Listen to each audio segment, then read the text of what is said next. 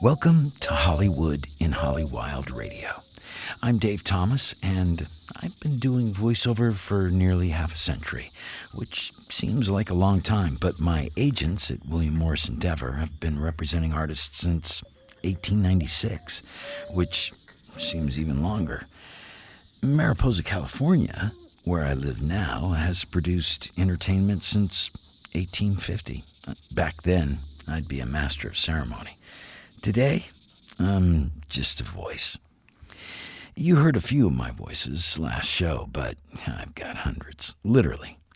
My crowd of voices are separated by attitude, perspective, motivations, and accents.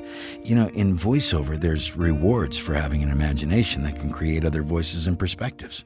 You know, on the tree of art, it's on the same branch as acting or, storytelling. I create voices for everything. Announcer dudes, narrators, sports guys, but in order to do them, I have to hear them, from the inside of their head, the way they think. So what I say sounds real, like them, not me. I've got favorites I even go to for advice. Some are smarter than me, and some are dumb as a rock. I performed as the voice of animals, insects, angels, monsters. I've even voiced vegetables. I was a tomato and a raisin and a single popped rice kernel. Yeah, my voice had to have real pop to it. No snap and no crackle. Accents for me are like candy, the penultimate ear treat. The differences are culturally vast and all wondrously distinct. I could listen to any language for hours, just for its hills and valleys, the way it melodiously makes a point and gives its message with emotion and rhythmic beats and time and sound. Today, I want to show you how different it is to have different characters read the same gibberish with a different perspective in my head to show how the message changes. I'm going to read the same piece of copy 3 times as 3 different dudes. One will be the casual announcer dude. The other one is going to be sort of like a nature narrator. And the third one will be sort of like a commercial VO dude. Okay, just so no one ever gets confused, let's call this place where I let, the little voices out, the dinner theater of my mind. That way, if I do a news-sounding guy and say that aliens have landed and the problem is they look just like us, on the dinner theater of my mind, you'll know it's just a joke. And we'll visit the dinner theater in my mind later in this show. This week, we're talking to best-selling author Natashia Deon, a super person and a super mom. And Eric and I will tell you what we think of Pixie and the Party Gross Boys from Utah. And later on in the show, we'll talk to a live TV director, JonathanX. So don't go anywhere. This is Hollywood in Hollywild Radio.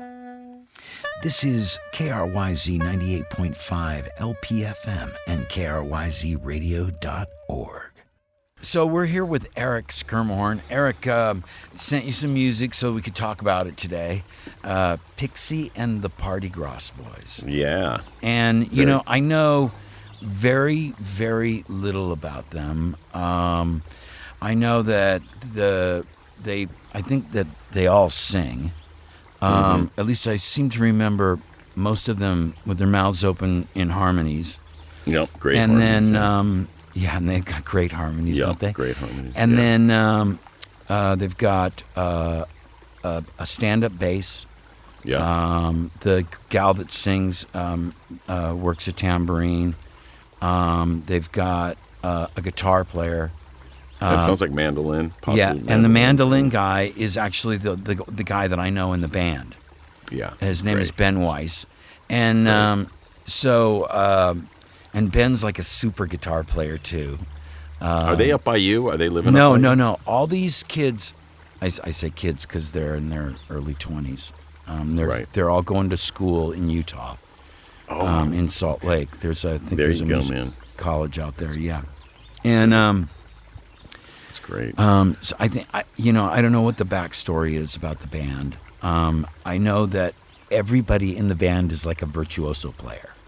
Where'd you find them? Where'd you first hear it? So I met Ben in the Valley, and I was walking my dogs, and I came around the corner, and there was these two kids sitting on a car, and I was like, "You guys look like musicians," and they were like, "How did you know?" I was like, "Hey man, you're right." It was a feeling, and then we became friends, and we were great. having jams and stuff, and they like to play jazz. All the guys that were there, it's a different band. But, right. That's how I got to know them. And I still hang out with a couple of them. Isn't it funny you actually met them? That's like the old way of meeting people, physically meeting people. Yeah. Not online. Not online and getting together you didn't discover at a club their or music. something. Yeah, you didn't discover their music. You actually physically, Yeah, That's crazy. And great. Ben is just, he's just, all these people in this band right here, Pixie and the Party Gross Boys, are all virtuoso players. The gal that plays violin, man, she rips on that instrument. Yep. And and of course Ben's mandolin playing is just really stellar. And the girl who sings the bulk of all the songs, man, what a voice, huh?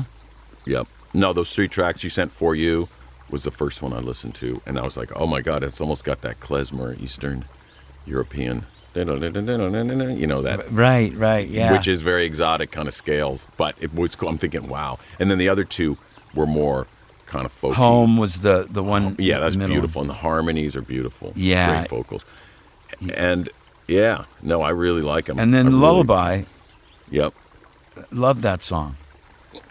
Yeah, they got a thing. And it's all like I can picture seeing them, in a club acoustically, but kicking ass. Or on a huge stage, with everybody sitting down in the audience and doing, a couple of 40 minutes. And she can sing, man. She can belt it. She can sing. And they all make such great harmonies, right? Yeah. No, it's a good find that you connected with them, and it's cool that you kind of wonder what's happened to. I mean, like organic acoustic music, American music it's always going to be around. I think it's just, that's just kind of retools itself and we play a lot of it on the station here in Mariposa too. Yeah. In fact, we have a whole hour to folk music. Some of it's you told me that. You were pretty dreadful to get through, but when you remember the times that they were living and the times that this was written in, and more importantly, when they were singing it in the 1840s and 1850s. There was no guitar amps. There was no, you know what I mean? It was a piano and a guitar and a banjo and a fiddle. Yeah, and each generation they handed it down, the stories and the verses. They changed the verses, and then some guy would add a verse, and then the next, that's like blues too. Like, but music they're not of the people. Yeah, they're not just they're not just folksy or bluegrass like. They've got that. And I think that has to do with their musical education. They're getting exposed. Yeah, there's modern stuff to it. There's a modern twist to it. Like when I was listening to chord changes, there are definitely they're not, like it's cool. There's a modern quality to it. All right, well, we're going to be listening really to For You, Home, and Lullaby. And beautiful stuff, yeah. The first song is For You by Great. Pixie and the Party Gross Boys.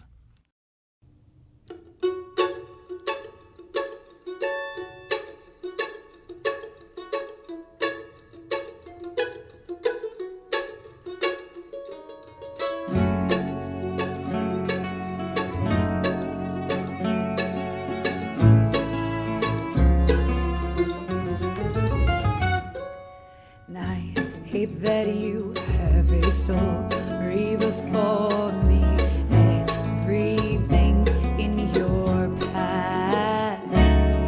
I hate that you could have loved another. How are we to make it last?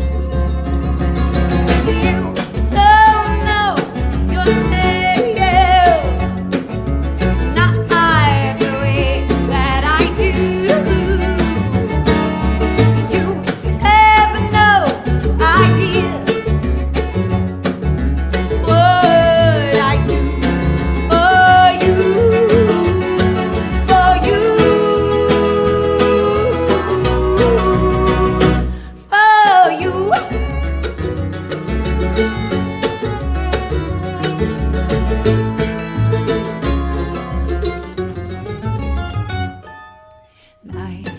that you said that you didn't mean it when you said that you loved her. How am I supposed to think that I am not just another? How am I supposed to see in your eyes that you are not here? How am I to hold you way closer when you don't want to be here? Oh, oh, oh, oh, oh, oh.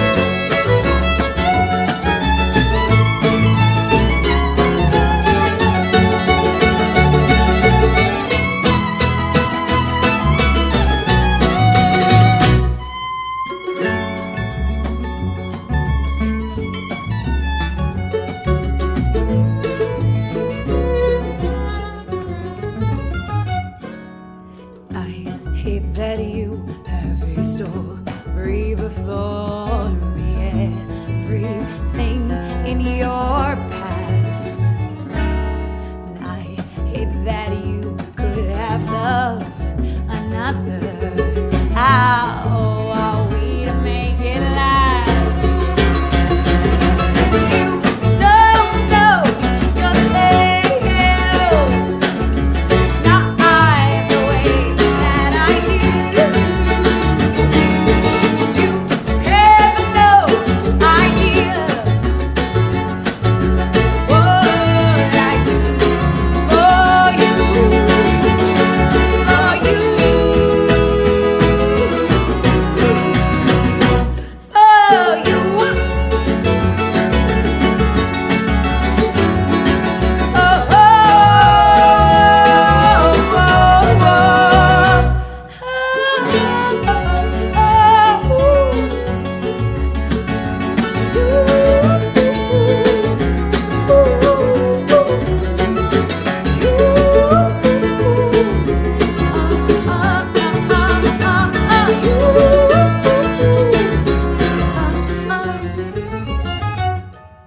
This is KRYZ 98.5 LPFM and KRYZradio.org.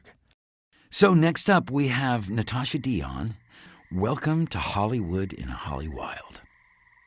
Hey, thank you for having me, Dave. This is awesome. I'm so excited to have you on the show.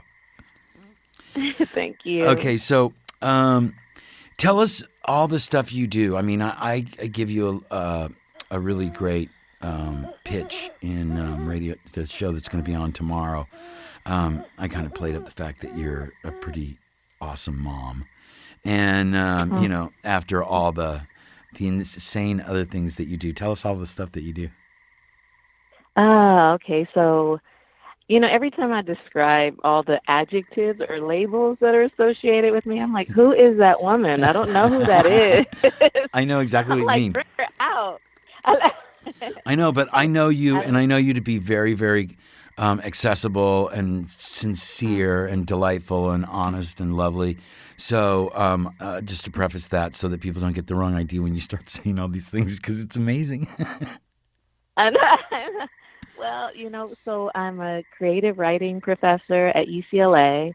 I teach law, and I I'm a practicing attorney. I do criminal defense work in what they call post-conviction.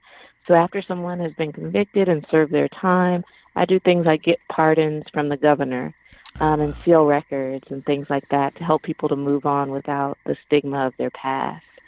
And I love writing. I'm a writer, storyteller, mom, wife, all those interesting things that I'm still figuring out. And a literary event producer for, Yeah. I have Dirty Laundry Lit. Dirty Laundry. Yeah, it's just an outshoot of just loving people. So tell us about your book. So Grace is about 3 outcast women on the eve of the Civil War fighting the battle of their lives. And it's told by a runaway slave who is biracial, but the other characters in the book, there's a Jewish prostitute who befriends her. There's a plantation mistress who is white, and also a Tejana from Mexico. So it's kind of a blend of everybody, and it looks like America, or what America is to me. Okay, cool. And that was your first book, and you made it on the Times list, the New York Times. Yeah, New York Times Best Book of 2016, and then also it got the American Library Association Award for Best Debut Fiction. And let's see, it's been in Redbook and like 150 best things about America in Time Magazine. Wow, that's great. Yeah, and it got an NAACP Image Award nomination. Oh, that's right. And we know some common people through that organization too, don't we? Yeah. So, how do you are one of the most positive people I know. I mean, the only person that I know that's more giddy with it maybe is me. How do you? Yes, you are giddy with it. How do you? You just don't let anything bother you, or? No. Stuff bothers me all the time, Dave. Come on. I try to have my moments and then put it in perspective really fast. Like, how blessed am I to have all this recognition for this book? How blessed am I to get up in the morning, to be able to use my body without any major limitation, or to have gas in the car, just that last thing just about your thankful. Body. Yeah, the last thing about your body. You really start appreciating it as you get older, because everything starts or aching. if you've ever been sick. Yeah. I just got sick, and it's a lot harder to get well. Let me ask you another question. So, well, you're a writer. So, what are you writing now? I'm working on a new novel that's set in the 1930s. So, and it kind of explores world history, but a lot in LA. So I'm really excited about it. That sounds just cool. I love history anyway. So, in American history and world history, and just putting it all together. So it's exciting right now. One of the things that I mentioned that you do that you really didn't think of yourself as is sort of a literary producer, an event producer. I mean, these are full-blown, events with sometimes like big writers are showing up for this. So share some of those really cool projects with my audience. Yeah, well, LA has been this amazing literary place forever. So I can't even say like, I was with you know what I mean? Like, there's so many greats before me, and even just right before me, Mike Swanson, Chiwan Choi, just a bunch of. We've had so much great literature come out of LA, and we're not really known as this literary hub. That's New York. But LA has been in the game a long, long time. And I just had my daughter read Fahrenheit 451. Mm-hmm. And, and just knowing that, he was here, Ray Bradbury lived here, and, and things like that. So, but the events that I produced, like, you're right, I never thought of them as producing literary events. I just knew that when I was going to events, when I first started onto the scene, I was going to events and there would be maybe 6 people in the audience, or one other person at a reading, or and it broke my heart because I knew how long it takes for instance, to write a novel, the average novel is written in 5 to 7 years. And someone has put their life into this manuscript, and nobody shows up for the party. Yeah. I was heartbroken. So Crushing. when I started Dirty Laundry, So when I started Dirty Laundry, it was sort of an outpouring of, let's make this a party for this writer, whoever it is, whether their book is recognized as a big book or it's just a passion of love that made it into the world. Let's celebrate them like they're rock stars. So the first reading, we were hoping for Dirty Laundry Lit, we were hoping to get maybe like 30 people, and it was 70 people that came out the first event, I love that. And then the second event, it was like the second event was over 100, and then we've been up to 200 people showing up at a bar, with glow sticks on, and, this stage, and Jeff Ayers was our host, who used to write for Saturday Night Live, and it was a party.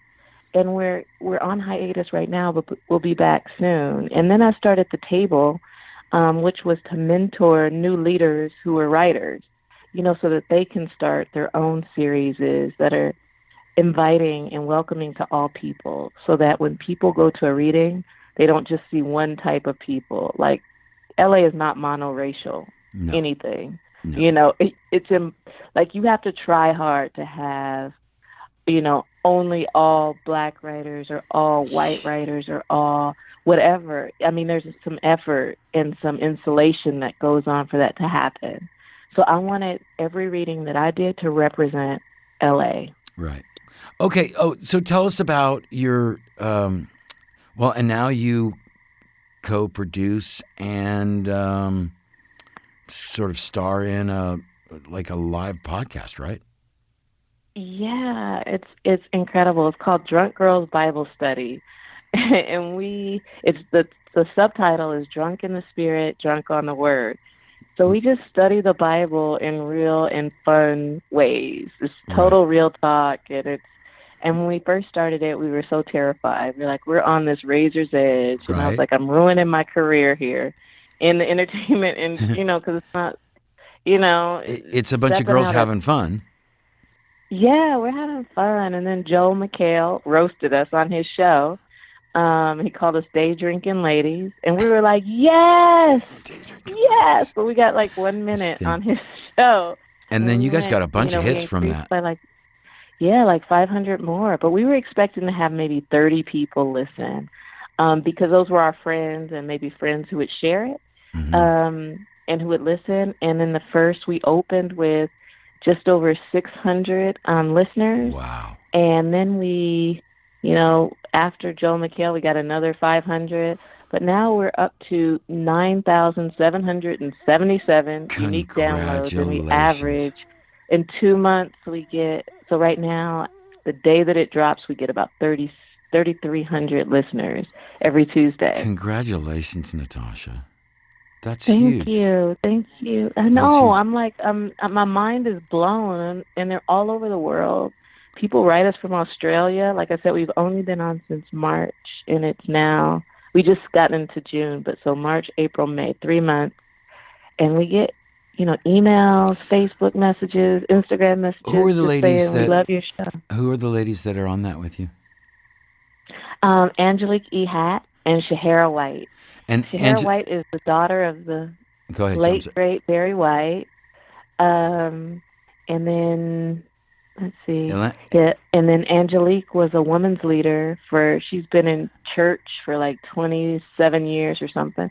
But she totally walked away from church. And I found her, like nobody had heard from her like for over 2 years. And I called her because I felt like she was the third person. I knew there was going to be 3 people in this show, and I knew it was Shahara right away. And then I knew that it was Angelique, and I was just like, nobody's even heard from her. What am I going to do? Just call her and be like, hey, you want to come back to church? And when I called her, I was shaking, and I was just like, hi. At first, I thought she wasn't going to pick up, which would have been a relief to me had she not picked up. Right. But she so actually picked up. And then you're like, oh, no, I got to pitch it. Now I got to say it. And I was just like trembling. I was like, hey, I want to do this thing. It's called Drunk Girls Bible Study. And I explained to her, because it also has a feminist bent to it. It's about empowering women, because Jesus was the first I think, one of the first feminists, and he empowered women. So I said, so let's just do this, with women in mind and just see what happens. And she was like, this is the call I've been waiting for. Oh, right on. And it was a yeah. And then I got the call, and I do some announce work on it. Yes, I know. And I called you, Dave. You are the voice of Drunk Girls Bible Study. That was our male voice of reason, and we love you so much. And we get emails about you all the time. Are you serious? That guy? Really? Yeah. Are you kidding me? They're like, who is that guy? Well, you had me. You were sort of directing me in the booth that day, and I did something that was sort of Barry White, and I had forgotten that who Shahara's dad was. And so I'm like, you got me going all Barry White. And then she's like, well, yeah, Shahara. I was like, oh, my God. Well, of course. But it's not Barry White. It's definitely him. Yes, we are honoring him. I mean, the guy was just an absolute mountain of talent. Just so phenomenal. Yeah. So what questions am I forgetting to ask you that are really cool?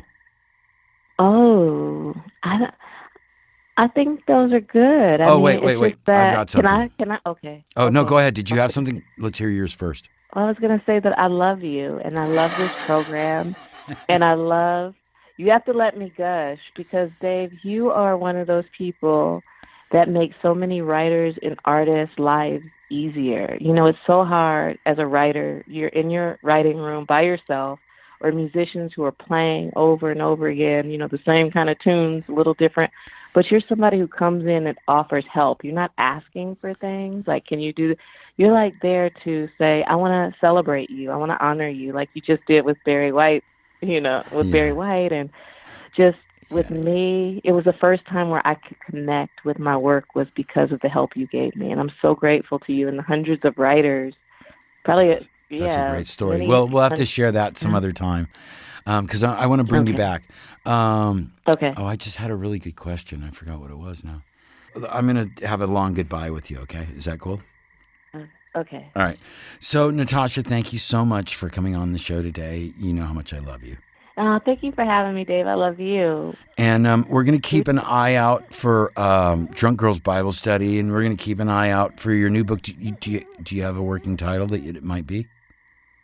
Not yet. We're working on it. We'll and can I say that Drunk Girls Bible Study is on drunkgirlsbiblestudy.com? Oh, yeah, I think you can. And then what else? I've got a bunch of other really cool writers that we both know. So okay, that was what I was going to ask you. Can you come back and hang out with us again? I would love to. All right, I would love to. All right. Well, I've been bragging on you to my community here in Mariposa, and everybody's ready to have really great writers come up. And then I told them, I was like, maybe if we have enough notice, we can go out and we can maybe have an author come to the school and meet an author in class. And that would be awesome. Yeah, I know. That's exactly, I was like I could probably ask my friend Natasha, if she's up here, to go into the classes and meet the kids. And I bet you she'd say that's awesome. That's exactly what you just said. Yeah, and I teach a little workshop. I'd love to. Oh, man, that would be so cool. This song is called Home by Pixie and the Party Grass Boys.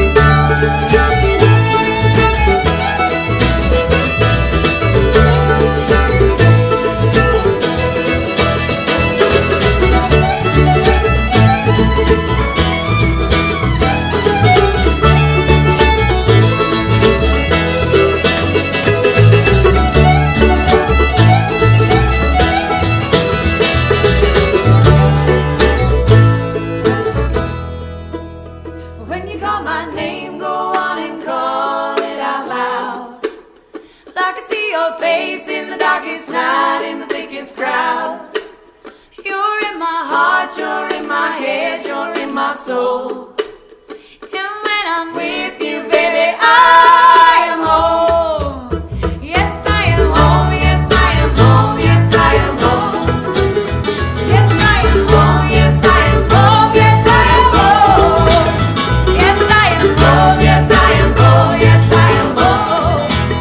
Yes, I am home. Yes, I am home. Yes, I am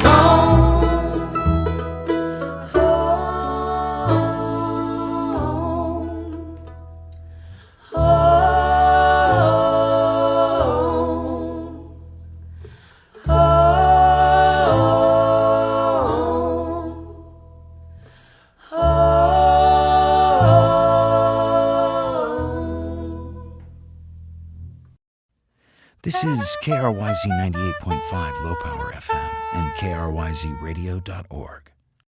Welcome to the dinner theater of my mind. And now imagine a disclaimer floating past the inner screen of your mind. There's the bit about it all being fiction and that it's all made up and that if you see any connections to anyone or thing, that's on you and nothing more than a mere coincidence. So here's our first version by the casual announcer guy. Intense, gripping, chilling, provocative. Assembly lines are humming again, and despite everything that divides us, it only takes a simple thing to remind us how easy it is to get along. Weeds don't belong here. This mouse was totally different. He had fight in him. Totally breakthrough. Surprisingly the same. Or maybe it's a little California karma.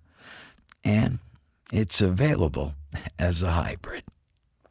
Okay, so this next guy is the nature narrator. Intense, gripping, chilling, provocative. Assembly lines are humming again. And despite everything that divides us, it only takes a simple thing to remind us how easy it is to get along. Weeds don't belong here. This mouse was different. He had fight in him. Totally breakthrough, surprisingly the same. Or maybe it's a little California karma. And it's available as a hybrid. Okay, and this guy is the commercial VO dude. You know, that young, energetic guy. Intense, gripping, chilling, provocative. Assembly lines are humming again. And despite everything that divides us, it only takes a simple thing to remind us how easy it is to get along. Weeds don't belong here. This mouse was different. He had fight in him. Totally breakthrough, surprisingly the same. Or maybe it's a little California karma. And it's available as a hybrid. I know, right? Shows how important voice is and what's going on in someone's head can make or even change a story, even if it's gibberish like I made using lines from copy 2 or 5 years ago. It also shows how little we pay attention to the stuff that creeps into our brain. You know, like the intense, gripping, chilling, provocative thing? That came from a TV show. And the assembly lines are humming again? That was a political campaign spot for Clinton. And despite everything that divides us, it only takes a simple thing to remind us how easy it is to get along. So pithy, so thick. It was for salad dressing. Weeds don't belong here? Come on. A poison company, you know, like Bayer. They make aspirin, they make poison. The mouse was different. He had fight in him. It's a sports drink, baby. Totally breakthrough, surprisingly the same. Paint, right? Or maybe it's a little California karma. It's a nut. And it's available in a hybrid. Yeah, that was an SUV. Stay tuned. This is KRYZradio.org. Next up is my interview with JonathanX. Jonathan, thanks for coming on to the show. I really appreciate you making time for Hollywood and Holly Wild. I'm happy to be here, happy to be a part of this, and I'm looking forward to a good conversation. Oh, I think we're going to have one. We've been having a lot of them. It's been big fun doing this show. first of all, though, let's give the audience a little idea of what exactly a live TV director is and does. Well, it's hard to put into words for me because for me, live productions it's all about just like the energy, that there's no turning back. Right? It's in the moment. I never could see myself as a film guy because I just don't have the patience to, work all day just to get one shot and then move around, and just the pace is too slow. But for a live director, I guess it really begins with each project. Every project's different. Some are musical, some are theatrical, some are, just business, some are corporate. Sports. So first, or even like live sports, live news. So it depends on the project. But initially, I think what the foundation of all of them is like knowing the concept of what you're trying to achieve, and then having a strong sense of your technical team, your production team, your resources, having a good sense of the material that you're working with, and then having a plan. But the best part is when things don't go as planned, and then having the skill set and the vision and the speed to have backup plans to make things work and to execute and still make the vision or the basic principle of the show come across. Right, because you just can't stop and start again if it's live. Yeah, that's what's great about it. It's like there's no turning back. It's like you know that one Twilight Zone where the guy had a stopwatch to stop time. Right. There's been a few times in my life, in my career, where I wish I had that stopwatch, but you don't. Yeah. The 80s counting back out a commercial break, back in 30, and you're like, holy crap, blah blah blah blah blah. Let's go this, and then just come up and continue forward. But that's what makes live so exciting. So let me give the audience. You work on a project for a great deal of time before you actually come in and what is it called? Calling the show, right? Yeah. Well, it depends. It's so weird because there's some things in my career that I wish I had. God, I wish I had those. That live event where you had, months of pre-production and, right. Rehearsal stages and, all this great stuff. I'm not that big of a dog yet. I'm the guy that sometimes I get a call and just say, yeah, we got a project in a month, and, okay, we got a little bit of prep work, and the budget's not too big, but it's like, okay, sure, sign me up, I'll do it. Sometimes I have, rehearsal days. Sometimes done projects where I had a little office prep, but then you go in and you might have a day tech setup, rehearse blocking, and then, you might have a day a rehearsal that morning and then do the show that night. And then sometimes in sports, it's the truck park and power that day, and come in, set up, rehearse your pregame, and then rehearse your show open, your show close, and then you do the sporting event, So everything is different, And so you're looking at a wall of screens, right? Yeah. Oh, yeah. It's. I tell people sometimes it's like when I was a technical director, and people says, "Well, what is that?" Well, like when you go to the concerts and you see the big giant mixer board, mixing all the audio signals for the house or for broadcast, whatever. The technical director did the same thing, mixing all those different video sources, playback, graphics, doing effects, etc., making that visual mix in conjunction with the audio mix. And then for the director, well, I'm kind of like to the left or right of the technical director, and I'm looking at the monitor wall of all my sources, teleprompter for copy, all the cameras, all the playback, all the graphics, all this. But then you rely on your team. For me personally, I can't read while I'm doing the show. I got to be looking at my monitor wall and listening to my talent and listening to everything. So my AD kind of follows the script for me and keeps me, ahead of certain cues that I'm looking for, or music breakdowns and things of that nature. And then I rely on my technical director, to do the right line cut as I'm calling cameras and do the effects and inserts and keys and things of that nature if it's an effects-oriented show, just to take care of the bells and whistles. One person reads for me, the other person does the bells and whistles, and I'm looking at cutting and trying to create a sense of continuity and flow and, execute the show. On the fly. Yeah. But there is preparation, rehearsal, but then like in sports, you never know where the ball's going to bounce. So, right. It's the ultimate reality TV show because you never know what's going to happen. Right. I don't think the guys at the NBA Game 1 or anticipating J.R. Smith, forgetting the score or time or whatever, and it's like, oh my God, you just react to the moment. Right. And other things are news are heavily scripted. It's like clockwork. You open, 2-shot, graphic, tape, voiceover, sound on tape, voiceover, graphic.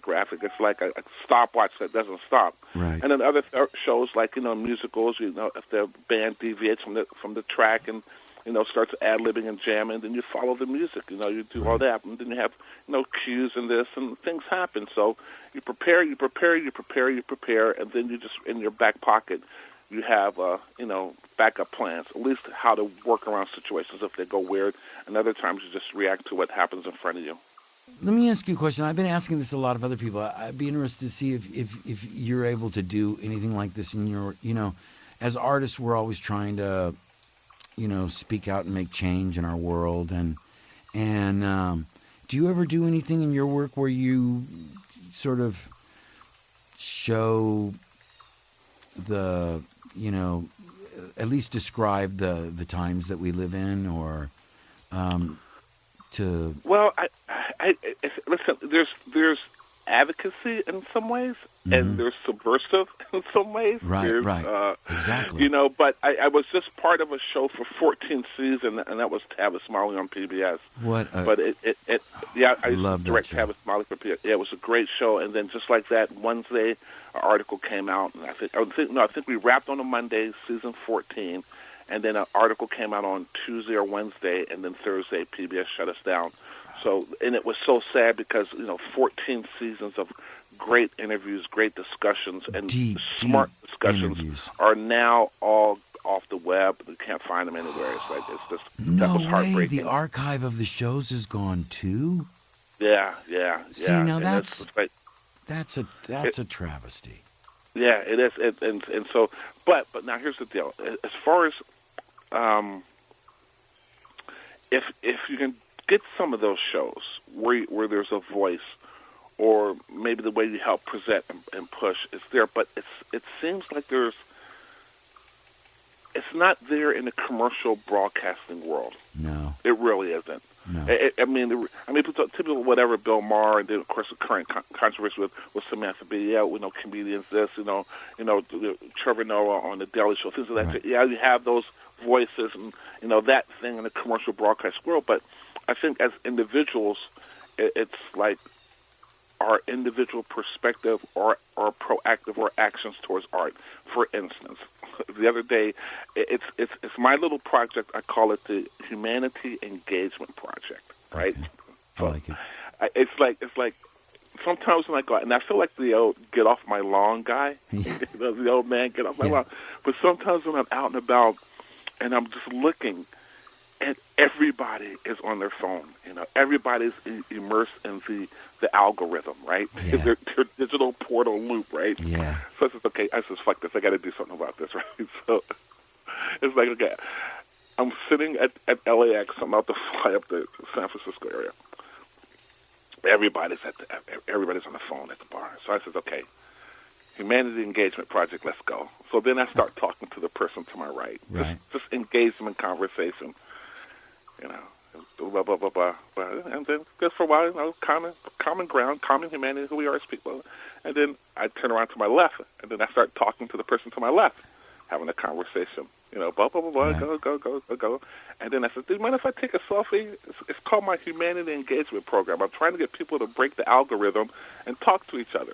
Yeah. And he goes, oh, sure, bud. We take a selfie, and then I turn to the person on my right, talk to them more, say, explain them to the Humanity Engagement Project. Hey, can we take a selfie? Yeah, selfie. And then you end up talking to a couple people versus being on your phone. Yeah. So I call it hashtag HEP, Humanity Engagement Project. Nice. If you want to follow me on Twitter, at JX Director, do so, and then see the photographs and things of that nature. Because cool. that's a personal art project. It has nothing to do with anybody. It's just something that I just want to try to do to break that digital loop that we're all trapped into. Because nobody talks. And even listen, dude. Even like when I do shows sometimes, like now that Wi-Fi is everywhere, everybody's plugged in. Here once again, I'm showing my age, but when I used to work and build, I would, there was downtime. I would practice my craft as a technical. I would build effects. I would do this. I would try. I would experiment. sometimes I would look at my monitor wall. You talk about looking at the monitor wall, and I would see movement in the monitor wall. Cameras, practicing blocking, doing this, shooting, stuff moving. Now, in the age of Wi-Fi, if there's a 5-minute break or a downtime, I walk out on the stage and I see the glow of the screen. Yeah. And in everybody's face, and everybody's hooked over in a C shape, and they're stuck in that thing. Yeah. And I'm like, what? I'm like, what the hell? So it's like engagement, talk, communicate, and it's just like, just stop and look. Yeah. Stop and listen. I went to a conversation with Guillermo del Toro, the director who did the Lady in Water, was it? Yeah. The Shape of Water. Shape of Water. Right. Great director.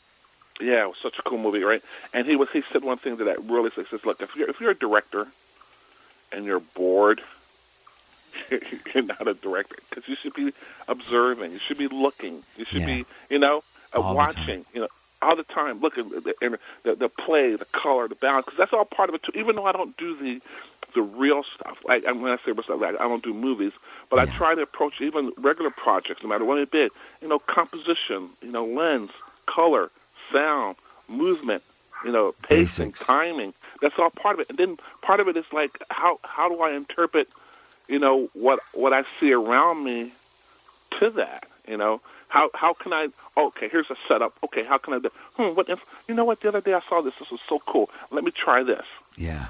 Yeah. So that's all part of like everybody just kind of, that's that. Turn it off. Yeah, that's that. The thing that you're describing, that you're doing, is that artist hunger. Listen, here's the thing with and I call it the digital generation of binary code kids. Is like everything's, iPads, iPhones, small screen, computers, right? I mean, I'm still in some ways a traditionalist. I'll watch the big screen TV because there's things I want to watch live as it's happening, because if I try to watch everything that I have on disc or hard drive or that, I could watch it back to back for the rest of my life and still have a lot of material I haven't, watched yet. So I try not to DVR a bunch of stuff because I just don't want to be bothered. Watch it live or don't watch it at all. But anyway, you can really output your live radio show if you had a fixed time and, find I call that portal, that digital platform that you're going to do that on, and then do a multi-camera cut, and then, do have a great, audio guy there to do, do a broadcast mix if you have bands. Because, I'm sure you listen to KCRW and all that when they were here, when you were here in L.A., and that's where how I they had some great live performances. So just have 3 or 4 cameras and do a basic music camera cut and with the music and the interviews and all that. Yeah, I think it would be fun to do sort of an updated Prairie Home Companion from Mariposa. Bring some people up there, some writers. Listen, would you like to come back and talk some more on the show? Absolutely. It was wonderful. Cool. I enjoyed the conversation. All right, cool. This last song, called Lullaby, performed by Pixie and the Party Gross Boys.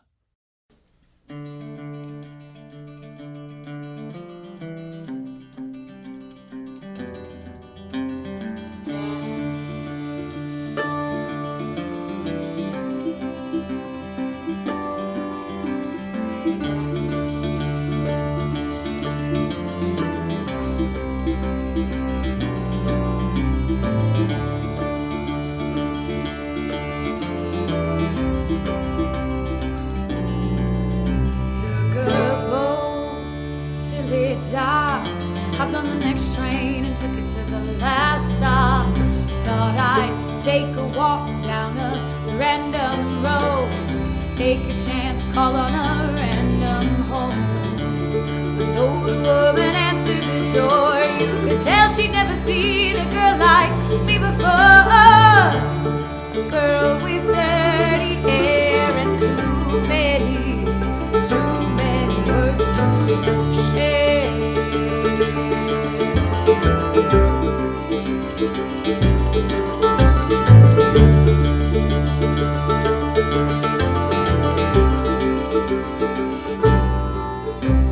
I said, hey lady, will you let me in? I'll confess all my sins for a blanket and a hot meal.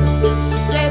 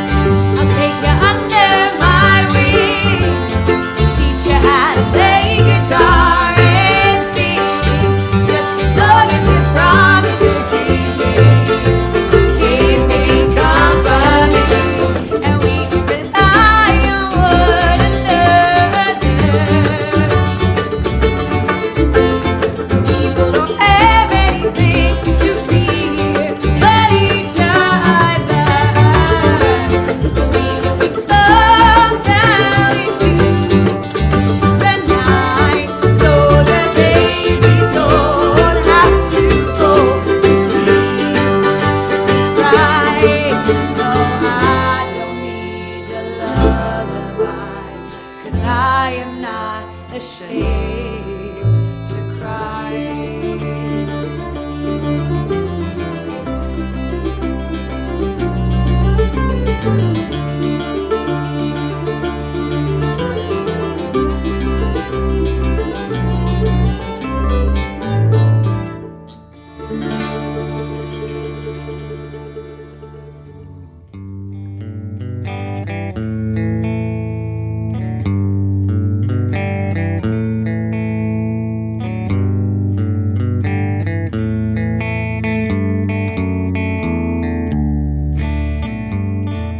Well, that's all I could fit in this week. Next week, I get to talk to Samantha Dunn about her job as an executive editor for a major publication, and we're gonna goof around with more voices, maybe do some theater of my mind stuff. You know, as I write this ending to my show, looking out of my window, I see a fire being brought under control 2 ridges over, 3 or 4 miles away. It all started to get big, but CAL FIRE was on it. Planes were dropping pink retardant. Helicopters were dousing with water from nearby ponds. It was so close I thought I might have to leave and abandon the show here. The wind was coming in from the south, and it was east of me, so I got lucky and I could finish. And all the crews up here act like a machine. I mean, you know, it takes a minute for them to ramp up, but bam, they made short work of the fire that could have swallowed the bowl of low hills that I'm a part of. You know, life is temporary. It's a temporary thing, and we should appreciate that. And that we need to double down on trashing anywhere on the planet. We need to pick up for ourselves and shout harder for clean energies that don't pollute and that make our weather hotter with droughts or wetter with super rain bombs with 12 inches of water in 60 minutes.